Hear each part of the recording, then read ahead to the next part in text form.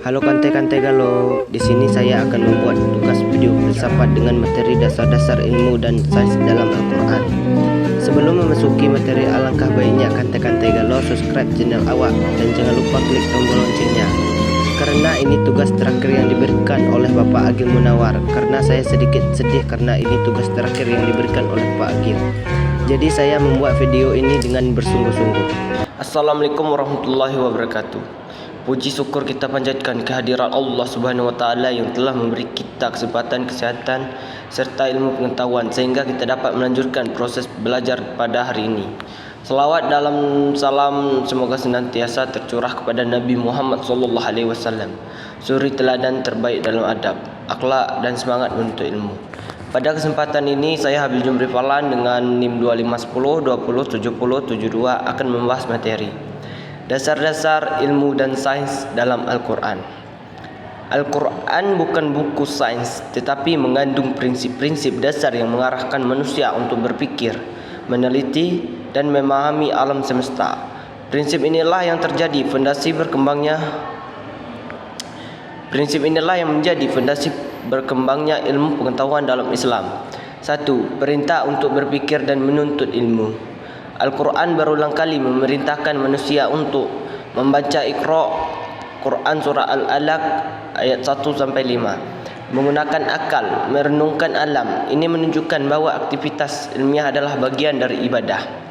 Ayat dasar, bacalah dengan nama Tuhanmu, Quran surat Al-Alaq ayat 1. 2. Konsep Tauhid sebagai pondasi ilmu. Sains dalam Islam berdiri di atas keyakinan bahawa alam diciptakan oleh Allah, memiliki hukum yang tetap, dapat dipelajari dan dipahami secara rasional. Tauhid membuat ilmu tidak bebas nilai tetapi diarahkan untuk kebaikan. 3. Alam semesta sebagai ayat kauniyah. Al-Quran menyebut fenomena alam sebagai tanda-tanda kekuasaan Allah, ayat kauniyah.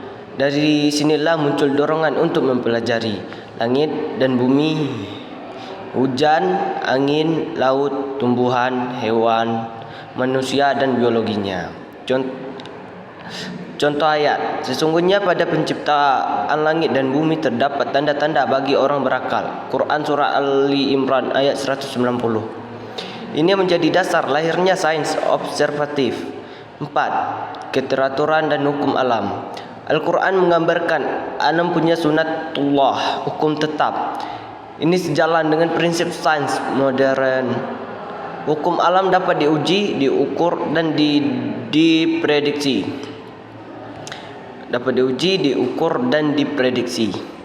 Contoh, rotasi dan orbit. Quran surah Yasin 38-40. Siklus air.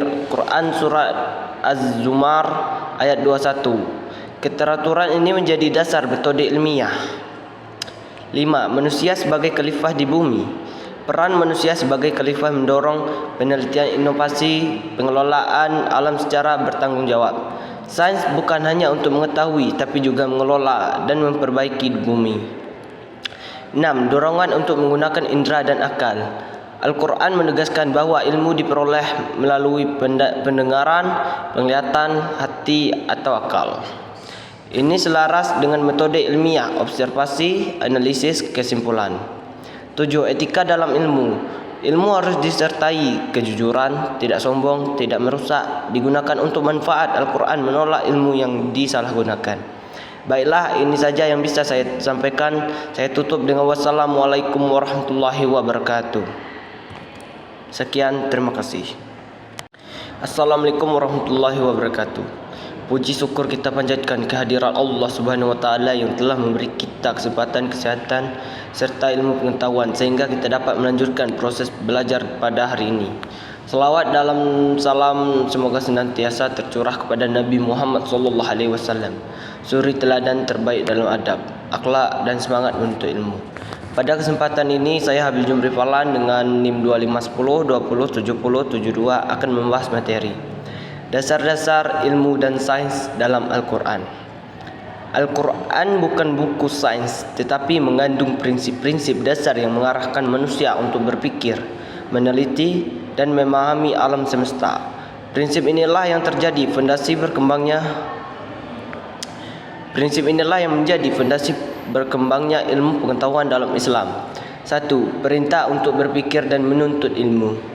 Al-Quran berulang kali memerintahkan manusia untuk membaca Iqra, Quran surah Al-Alaq ayat 1-5.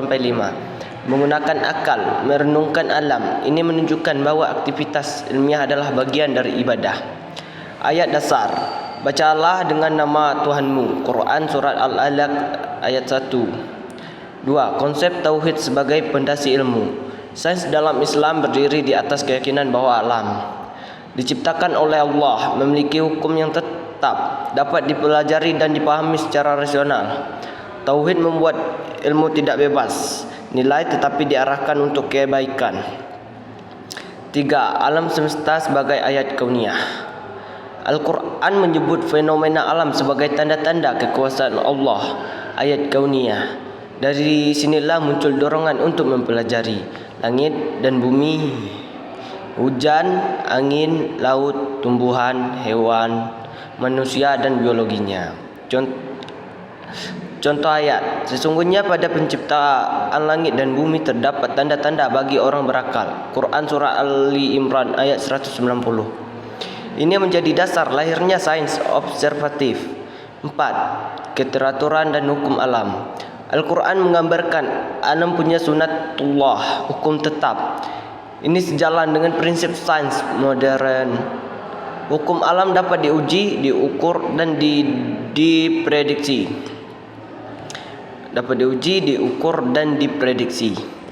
Contoh, rotasi dan orbit. Quran surah Yasin 38-40. Siklus air. Quran surah Az-Zumar ayat 21. Keteraturan ini menjadi dasar metode ilmiah. 5. Manusia sebagai khalifah di bumi. Peran manusia sebagai khalifah mendorong penelitian inovasi pengelolaan alam secara bertanggung jawab. Sains bukan hanya untuk mengetahui tapi juga mengelola dan memperbaiki bumi. 6. Dorongan untuk menggunakan indera dan akal. Al-Quran menegaskan bahawa ilmu diperoleh melalui pendengaran, penglihatan, hati atau akal. Ini selaras dengan metode ilmiah, observasi, analisis, kesimpulan. 7. Etika dalam ilmu. Ilmu harus disertai kejujuran, tidak sombong, tidak merusak, digunakan untuk manfaat. Al-Quran menolak ilmu yang disalahgunakan. Baiklah, ini saja yang bisa saya sampaikan. Saya tutup dengan wassalamualaikum warahmatullahi wabarakatuh.